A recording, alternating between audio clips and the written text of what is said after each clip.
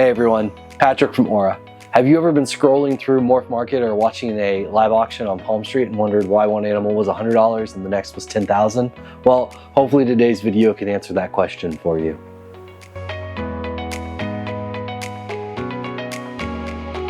All right, let's start with the factor that I think is the most important when it comes to ball python pricing, and that's genetics. Every ball python that we see falls somewhere on a spectrum, from a single gene animal all the way up to the multi-gene quad visual recessive. And where that animal lands on that spectrum is gonna have a big effect on what the animal ends up being priced at.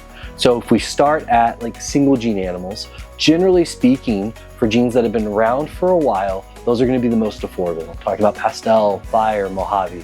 These are all genes that have been in the market for a long time and are gonna range between $50 and $150.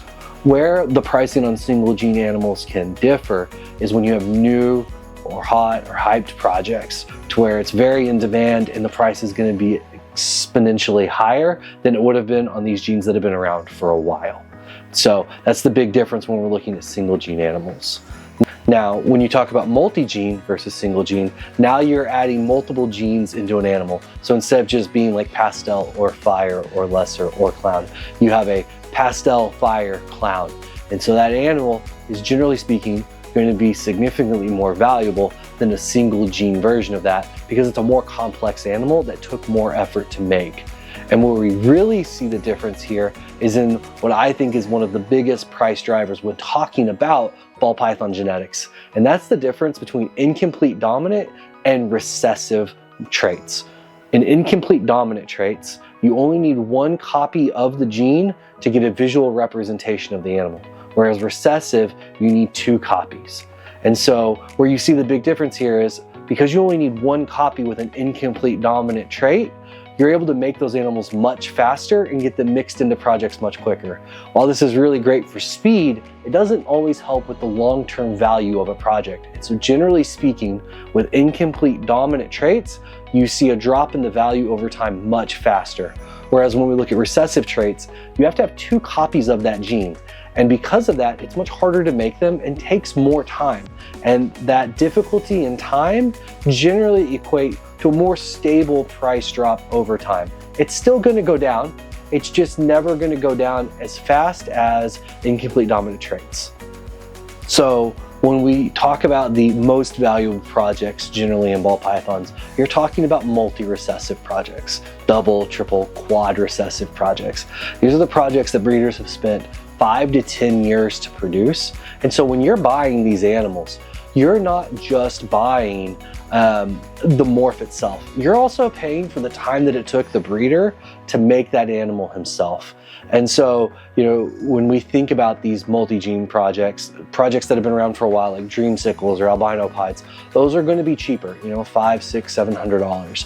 But when you talk about the newer versions of that, exanthic desert ghosts, those are in the thousands of dollars. And then once we start getting into triple and quad recessives, you're talking about tens of thousands of dollars. Exanthic desert ghost clown, a $30,000 snake. Desert ghost hypo clown pied, $25,000+. These are where you're, like I said, not just paying for the morphs because the morphs have been around for a while. You're paying for the time, the decade plus of work that it took to be able to create these morphs. Okay, so the next factor that affects pricing of ball pythons is rarity and market saturation. So when you have new genes that enter the market and there's not many of them available and they look really incredible and everybody's in love with it, you're gonna see a much higher price than you would for a gene that's been around for a long time. So an example, Tornado is a new hot recessive that's in the market right now, and everybody wants to get some. And there's not really any available. So the price is $50,000 plus for, you know, a male Tornado.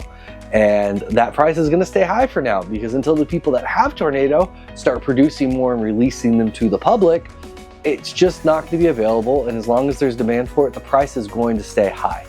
It's really just simple supply and demand at that point. As more are produced, then the market becomes more saturated, and as the market becomes more saturated, the pricing is going to come down. As we kind of talked about earlier, that's one of the strengths for recessive versus incomplete dominant projects. With the incomplete dominant project, the market becomes saturated much faster than a recessive project, which allows for that value to really stand the test of time. And then at the end of the day, a real test for a gene's value is whether it holds up once it's no longer rare. So when we look at things like clown, pied, hypo, ultramel, these are all genes that have been around for a very, very, very long time, but they still hold value because they mix so well with other genes and they act as spectacular ingredients to still create incredible animals. So it's not just about the rarity of the animal, it's also how well it fits into the projects. Now, obviously rarity and saturation have an effect on how high the price is, but not necessarily desirability. So a few more important factors that affect pricing of ball pythons are age, sex, and then whether or not they're proven breeders. So I'm going to start with the age one. When looking at pricing differences between like a hatchling and an adult ball python, sometimes you can see as much as a 2 and 3 time price difference. And the big reason for that is you're paying for time. When you buy the hatchling, you're getting an animal that is still very unknown. You don't know how good of an eater it's going to be. You don't know how quickly it's going to grow. You don't know if it's going to be a great breeder. You don't know any of this. And so you're going to end up paying less for that hatchling that has the exact same genetics as an adult that has proven to be a good eater, that potentially has already proven that it is a good breeder, that's already up to a good thick size. And so sometimes you have to make the determination when buying animals, is it worth paying extra to get a head start on a project and buying a known animal, or do you go with the hatchling and hope that the money that you're saving by buying the hatchling is going to be worth it in the long run? So it's a little bit of a gamble there. I generally recommend buying hatchlings over breeder adults, but there are definitely good reasons to do both. When we look at the sex of the animal, male versus female, this is always an interesting one. I think most people would argue overall females are more valuable when it comes to ball pythons.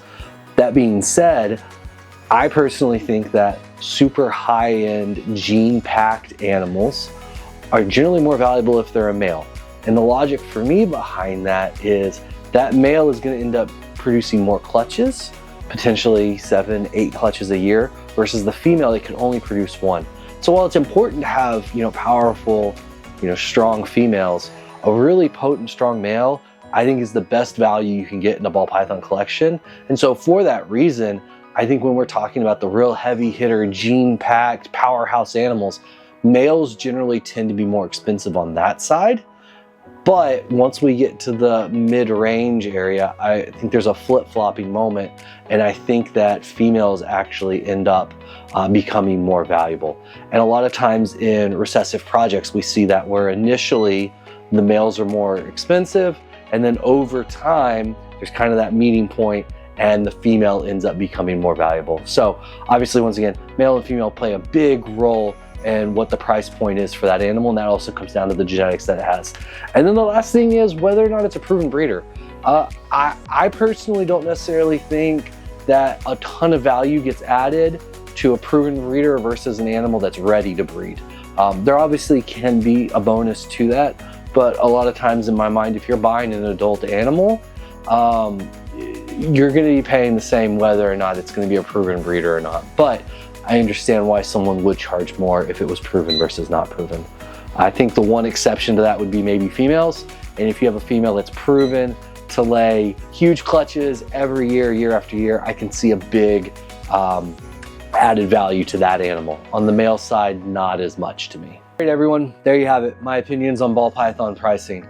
It's a, like I said, a mixture of a bunch of different variables that all play a role to get to the final point. And I feel like knowing how all of those pieces fit together are going to allow you to do a better job of pricing your animals and figuring out what an animal is actually worth. Some words of wisdom, if you're just getting started, don't go out and buy the most expensive animals just because. Make a game plan, figure out a roadmap, and focus on long-term value, and then buy animals that fit into that roadmap so that you'll have a rewarding prize at the end of that journey. So with that, guys, Thank you all so much for watching the video. Let me know in the comments your thoughts of the video, if you've seen any crazy price drops that you didn't expect, or if you've bought any animals because of hype or timing.